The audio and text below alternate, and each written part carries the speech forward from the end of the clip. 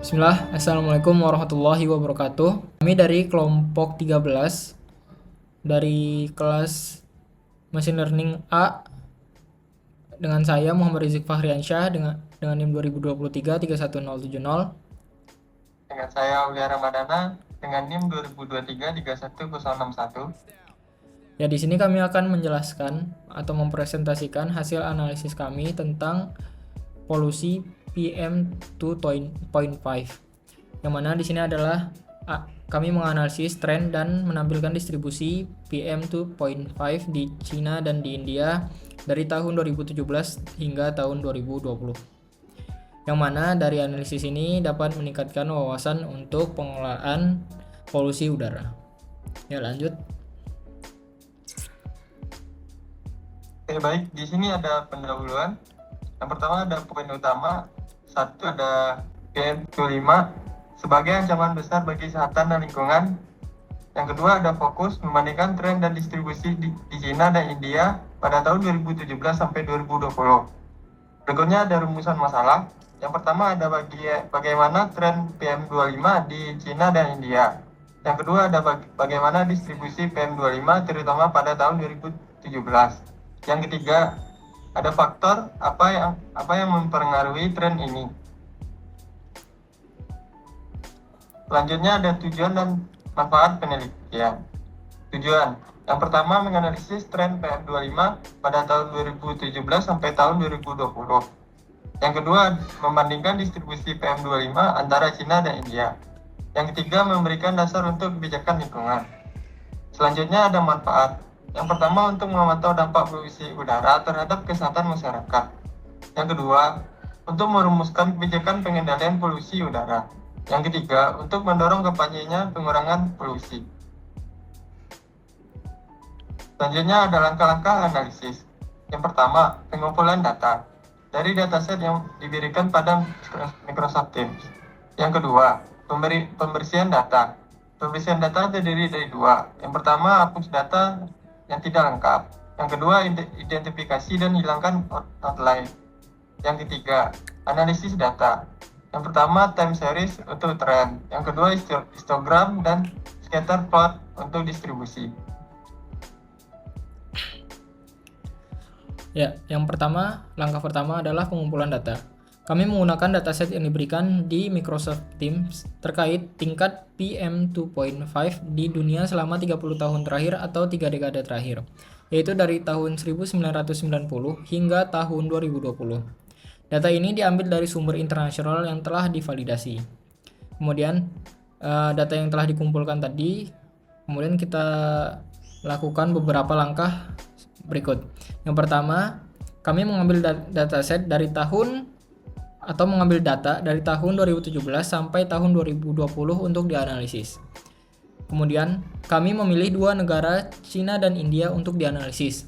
Kemudian, kami memfokuskan untuk data tahunan pada dua negara tersebut. Lanjut. Kemudian, yang kedua yaitu pembersihan data. Sebelum melakukan analisis, data harus dibersihkan. Ini termasuk menghapus data yang hilang, memeriksa keakuratan, dan menghilangkan outlier. Proses ini memastikan bahwa analisis yang dilakukan bebas dari bias atau kesalahan. Langkah-langkah pembersihan data. Yang pertama adalah hapus data yang tidak lengkap. Yang kedua, identifikasi dan menghilangkan outlier. Yang ketiga, normalisasi data jika diperlukan. Kemudian ada analisis trend time series.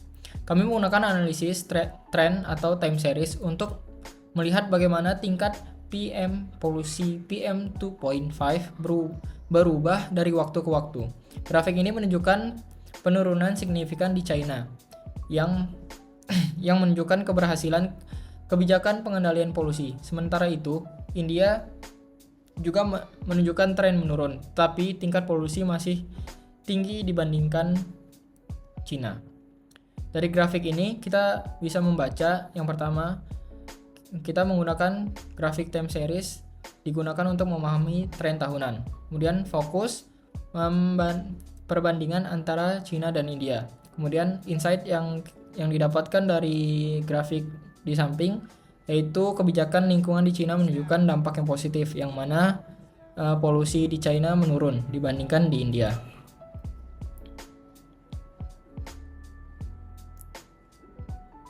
Lanjut.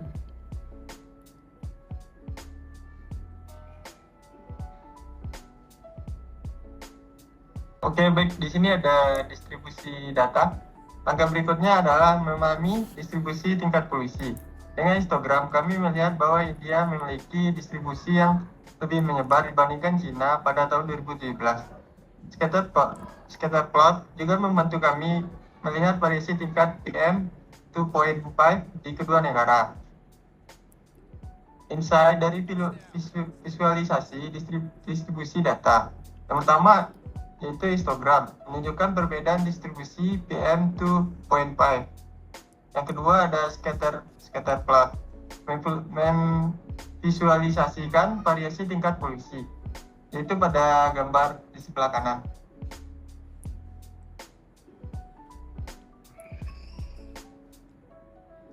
Selanjutnya ada insight utama. Dari analisis tadi, kami mendapatkan beberapa insight utama. Yang pertama, China telah berhasil menurunkan tingkat PM 2.5 berkat kebijakan lingkungan yang efektif. Yang kedua, India masih menghadapi tantangan besar dalam mengelola polusi udara. Dan dengan distribusi tingkat PM 2.5 yang lebih tinggi dan menyebar. Yang ketiga, ada kebijakan berbasis data sangat penting untuk merancang langkah-langkah pengelolaan lingkungan yang lebih baik.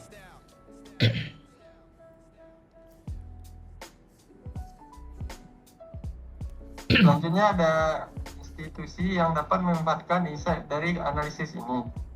Data dan insight yang kita peroleh dari analisis PM 2.5 ini memiliki potensi besar untuk digunakan oleh berbagai institusi. Setiap pihak memiliki peran penting dalam memanfaatkan informasi ini untuk menciptakan solusi yang lebih baik. Yang pertama ada Organisasi Kesehatan Dunia atau WHO untuk memantau dampak polusi udara terhadap kesehatan masyarakat. Yang kedua ada pemerintah negara untuk merumuskan kebijakan pengendalian polusi udara. Yang ketiga ada organisasi lingkungan hidup untuk mendorong kampanyenya pengurangan polusi. Yang keempat ada lembaga penelitian untuk mendalami dampak polusi terhadap ekosistem. Selanjutnya ada kesimpulan. Yang pertama Cina, tren menurun berkat kebijakan lingkungan. Yang kedua India, perlu upaya lebih tegas dalam pengelolaan polusi. Yang ketiga, pentingnya data historis dan prediktif membantu kebijakan efektif.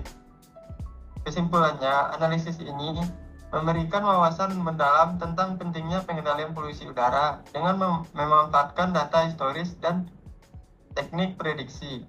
Kita dapat membantu menciptakan lingkungan yang lebih bersih untuk generasi mendatang. Ya, mungkin cukup sekian presentasi dari kami.